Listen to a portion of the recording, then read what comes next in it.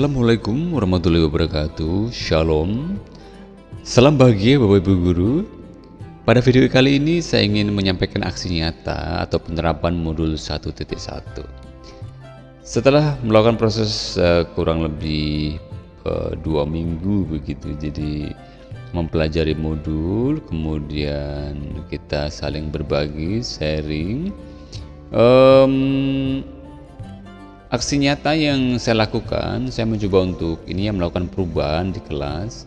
Saya mencoba untuk mengajak murid-murid untuk berdiskusi begitu. Jadi yang biasanya saya hanya melakukan metode ceramah di depan kelas, kemudian menyampaikan materi begitu. Sekarang saya menggunakan metode baru.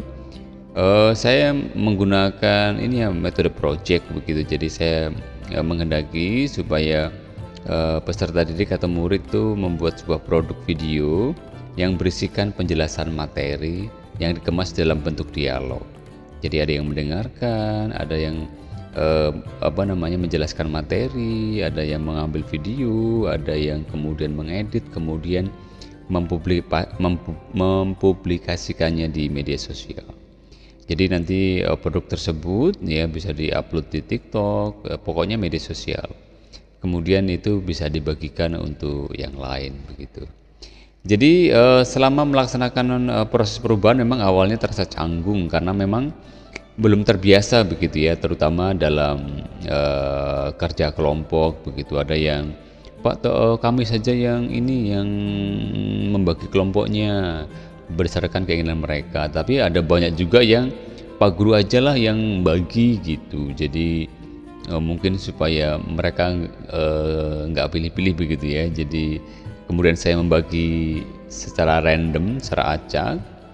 Jadi akhirnya ya memang begitu. Jadi agak sedikit awalnya canggung gitu. Tapi perasaan senang saya muncul ketika memang para murid menyesuaikan diri dengan proses ya. Jadi baik proses diskusi, kemudian pembagian tugas, proses pengerjaan, kendati memang tetap harus didampingi begitu, karena memang kadang-kadang perasaan marah juga muncul gitu ya ketika atau kecewa itu ketika ada murid yang tidak serius, kemudian hanya main-main. Maka proses pendampingan ini memang terasa sangat penting. Kita dampingi setiap kelompok secara berbeda. Ide atau gagasan yang timbul dalam proses itu memang tidak muncul begitu saja ya. Jadi sepanjang proses merupakan pembelajaran yang dibutuhkan pendampingan. Jadi saya merasa bahwa memang daya tangkap murid dalam kelompok itu berbeda-beda.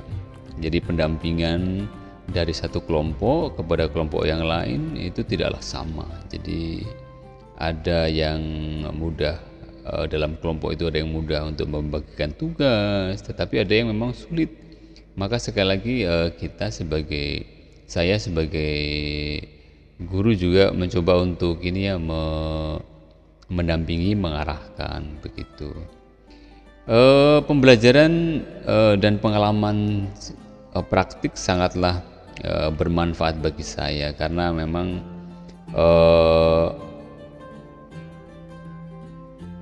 murid ternyata memang lebih memilih atau lebih senang menggunakan metode baru ini dalam pembelajaran, yaitu menggunakan video begitu, membuat video. Menurut mereka pembelajaran demikian lebih menyenangkan. Nanti di akhir video ini akan saya tampilkan testimoni dari anak-anak, dan saya juga tampilkan nanti proses diskusi yang mereka lakukan begitu. Jadi catatan penting lain adalah bahwa murid tetap harus didampingi dalam proses pembelajaran, karena untuk membantu murid untuk cepat menemukan solusi dalam kelompok jika mengalami kendala, dan juga supaya proses pembelajaran dapat terarah dan sesuai dengan yang diharapkan. Jadi memang tanpa pendampingan saya kira nanti mereka mungkin bisa saja tidak selesai, karena memang kadang-kadang ada yang cepat ya untuk membagi kelompok gitu, tapi ada yang memang sulit gitu, harus tanda kutip dipaksa begitu. Jadi demikian Bapak Ibu Guru untuk praktik untuk penyelesaian modul aksi nyata 1.1. Demikian, Shalom, wassalamualaikum warahmatullahi wabarakatuh. Salam bahagia untuk Bapak Ibu Guru hebat. Jadi anak-anak, untuk materi kita sakral pengharapan orang sakit. Jadi kan ini udah Pak Tamta bagi ke dalam kelompok-kelompok tadi ya. Kita ada yang cewek ada 3 kelompok, yang cowok ada 2 kelompok. Nah sekarang silakan untuk dibagi sesuai dengan kemampuan kalian masing-masing. Kan ini tugasnya membuat video nih, nanti silakan bagi untuk siapa yang menerangkan, terus siapa yang mau edit video gitu ya. Silakan dimulai diskusinya untuk membagi tugas. Kan kita dapat tugas nih dari Pak Tamta membuat video tentang materi pengelolaan sakit. Di sini kita bagi tugas ya. Aku jadi penerang, aku jadi pendengar 1, aku jadi pendengar 2 aja deh. Sama mereka jadi pendengar. Nanti aku yang editin ya, nanti aku ambil videonya pakai HP aku aja. Boleh. Oh ya, nanti kita itunya di mana? Ada. Mau diorong masuk? Boleh sih ya. Terus di depan deret yang bendera depan laporan. Di depan laporan juga ya, sama di tangga-tangga situ bagus kayaknya. Iya, boleh. Nah, yaudah yuk kita sekarang buat. Ayo. Aku ini aja, aku jawab aja. Aku kameramennya ya. Aku mendengar 1. Ya, aku mendengarkan, aku juga mendengarkan.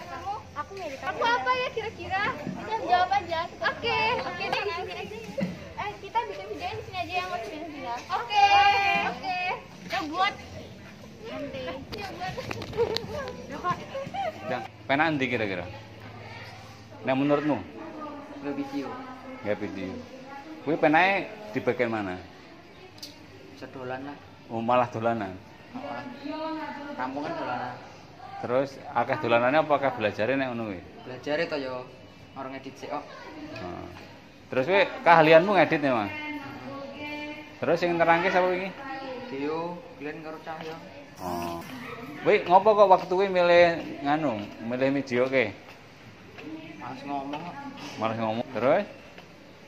Yo Mas ngomong wae. Terus kuwi iso ngedit, liyane gak iso ngono? Iya. Terus apa meneh?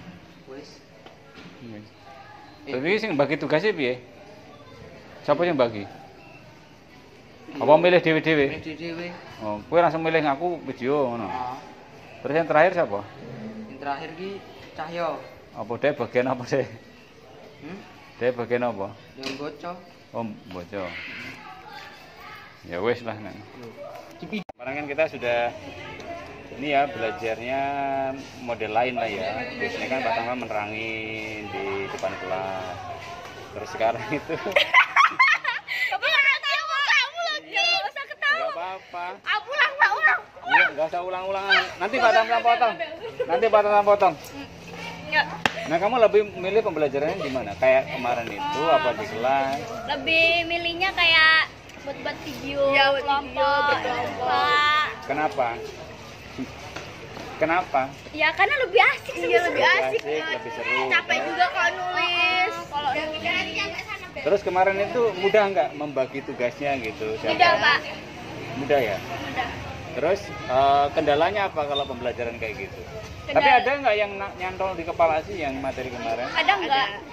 Aku ada. Ya kadang ada Pak. Kayak simbol pokok, pengelolaan sakit.